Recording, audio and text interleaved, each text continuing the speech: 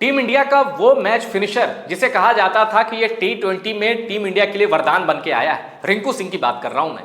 5 गेंदों में जो 5 छक्के लगाकर उन्होंने अपनी नाम बनाई, पहचान बनाई, खुद को ब्रांड बनाया और उसके बाद भी कई ऐसी परफॉर्मेंस दी रिंकू सिंह ने जो ये बताती है कि वो 5 छक्के तुक्का नहीं थे, रिंकू सिंह में टैलेंट है। यूपी T20 लीग हुई, हमने देखा कैसे उन्होंने 100 मारा, 2-2 ओवर में 40-40 रन चाहिए थे, रिंकू सिंह ने मैच निकाल दिया।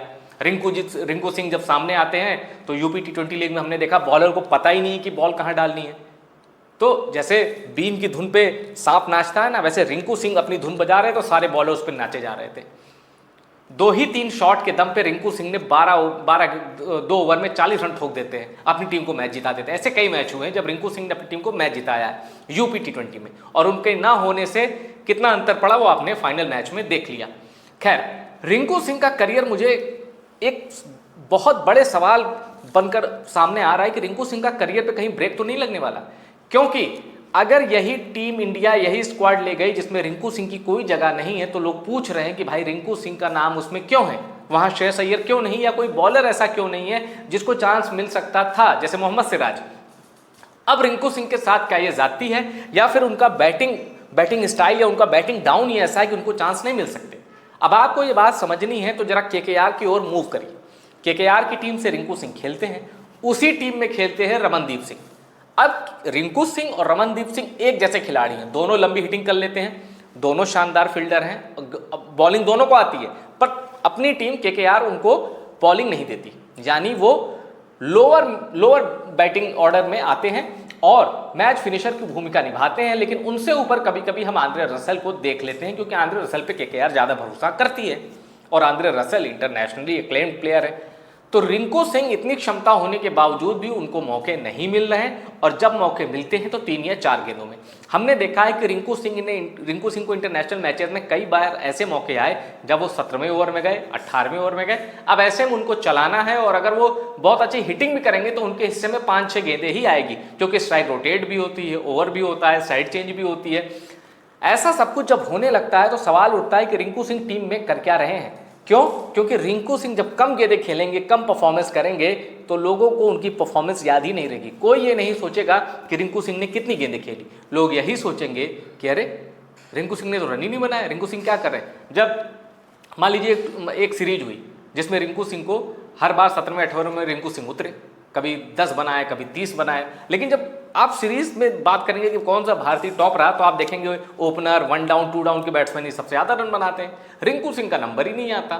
तो ये एक सीरियस कंसर्न है रिंकू सिंह के लिए। और देखिए यूपी T20 में रिंकू सिंह ने क्या किया कि जब वो लेफ्टी बैट्समैन देखते थे कि सामने वाली टीम में लेफ्टी बैट्समैन है, तो रिंकू सिंह बॉलिंग लेके आ जाते थे। रिंकू सिंह यहाँ ये दिखाना चाहते हैं कि भाई वो बैटिंग ऑलराउंडर बन सकते हैं, एक अच्छे ऑफ ब्रेक स्पिनर बन सकते हैं। हालांकि एक अच्छे off break spinner Rinku Singh नहीं है, यूपी T20 लीग में भी उनको ज़बरदस्त पिटाई लगी है। और लेकिन श्रीलंका के एक मैच उन्होंने जिताया था, जब कप्तान सूर्य कुमार यादव ने भी बॉलिंग में हाथ जमाया था। श्रीलंका में एक मैच आपको याद होगा, बड़ा शानदार मैच हुआ था वो, तो उसमें रिंकू सिंह ने अपनी बॉलिंग से साबित किया था कि भाई कर सकते हैं। हालांकि यूपी T20 लीग में रिंकू सिंह थोड़े खर्चीले बॉलर साबित हुए और ये पता चला कि भाई ये पार्ट टाइमर ही हैं। पर दिल्ली T20 लीग और यूपी T20 लीग जब मैंने देखी तो मुझे पता चला कि दिल्ली T20 लीग में नीतीश राणा का जलवा है और यूपी T20 में रिंकू सिंह का जलवा, यानी ये दोनों इंटरनेशनल प्लेयर रहे हैं तो यूं ही नहीं रहे, इनके अंदर वो बात थी, वो क्षमता थी, वो दम था। रिंकू सिंह नीतीश राणा से ऊपर है, क्योंकि रिंकू सिंह गेम चलाते रहते हैं और उनके पास सारे शॉट है। रिंकू सिंह क्रीज पर हैं तो सिंगल डबल आता रहेगा और लंबे शॉट भी आते रहेंगे। तो ये चीज रिंकू सिंह को थोड़ा एक अपर एज देती है नीतीश राणा से, और रिंकू सिंह टीम इंडिया में बिल्कुल डिजर्व करते हैं। लेकिन सवाल है किसकी जगह, क्योंकि अगर आप बैटिंग ऑर्डर, चलिए इसी प्लेइंग 11 की बात कर लेते हैं जो एशिया कप के पहले मैच में यूएई में हमने देखी। अभिषेक शर्मा और शुभमन गिल ये हो गए, फिर आप देखेंगे कि तिलक वर्मा है, कप्तान स्काई हैं, 4 हो गए, फिर इसके बीच में संजू सैमसन को भी एडजस्ट किया गया है, 5 हो गए, अक्षर पटेल भी हैं, हार्दिक पांड्या भी हैं, ये 7 हो गए। 8वां नंबर आएगा रिंकू सिंह का, क्योंकि अक्षर पटेल को हमने देखा कई बार उन्हें ऊपर प्रमोट किया गया है बैटिंग में।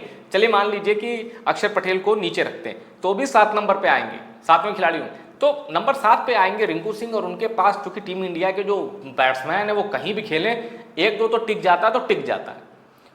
कप्तान स्काई को आउट करना आसान नहीं है। अभिषेक शर्मा फॉर्म में आ गए तो वही मैच खत्म कर देते हैं। गिल धीरे खेलते हैं, मतलब अभिषेक शर्मा जितनी विस्फोटक नहीं खेलते, वो एक ऐसा खिलाड़ी जो विकेट भी रोक के रखता है, रन भी जरूरत के हिसाब से बनाते रहता है। फिर संजू सैमसन को भी आपको यूज़ करना है। शिवम दुबे को हम कैसे भूल सकते हैं? शिवम दुबे अगर टीम में है फिर रिंकू सिंह की जगह कैसे बनेगी? शिवम दुबे बॉलिंग भी कर लेते हैं, छठे सातवां बॉलर जो भारत देख रही है उसमें वो बड़ा अच्छा विकल्प है। तो ऐसे में रिंकू सिंह के करियर पे ब्रेक लगता हुआ मुझे दिखाई दे रहा है इंटरनेशनल करियर पे। हाँ, जो छोटे मोटे दौरे होते कि भाई आयरलैंड चले गए, जिम्बाब्वे चले गए, वेस्ट इंडीज का दौरा कर लिया, वहां रिंकू सिंह की किस्मत खुल सकती है, क्योंकि उसमें शुभमन गिल को भी आराम दिया जाएगा, स्काई को भी आराम दिया जाएगा, और जो सीनियर प्लेयर है हार्दिक पांड्या, अक्षर पटेल, इनको भी रेस्ट दिया जाएगा, तो वहां वो खेल सकते हैं।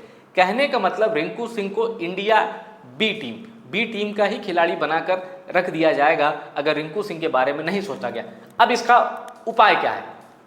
इसका उपाय यह है कि रिंकू सिंह को ओडीआई में प्रॉपर मौके दिए जाने चाहिए। उनको अभी से 2027 के लिए रेडी किया जाना चाहिए, क्योंकि रिंकू सिंह ही वो प्लेयर है जो आपको 3-4 विकेट गिरने के बाद एक स्थायित्व दे सकता है, रोक के विकेट रख सकता है और रन भी बना सकता है, और फील्डर तो असाधारण है। तो रिंकू सिंह एक ट्रेजर है, एक मतलब कमाल की चीज़ है भारत के लिए, एक हासिल है, तो उसको वेस्ट मत करें।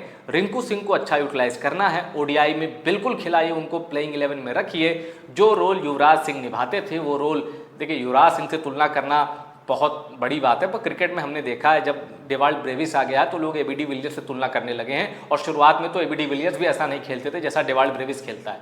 तो रिंकू सिंह ने भी जितनी जल्दी पहचान बनाई है, कोई ठीक नहीं कि चले ठीक है युवराज से लंबी लकीर न खींच पाए, उनके आसपास तो रह सकते हैं ना। तो रिंकू सिंह वो स्पॉट फिल कर सकते हैं भारत के सबसे बेस्ट मैच फिनिशर का, और ओडीआई में उनको खिलाना चाहिए प्रॉपर तरीके से। ठीक है, टी20 और टेस्ट से आप बाहर रखिए, पर ओडीआई में उनको खिलाइए, क्योंकि रिंकू सिंह आपके अच्छे क्रिकेट का अच्छा भविष्य है।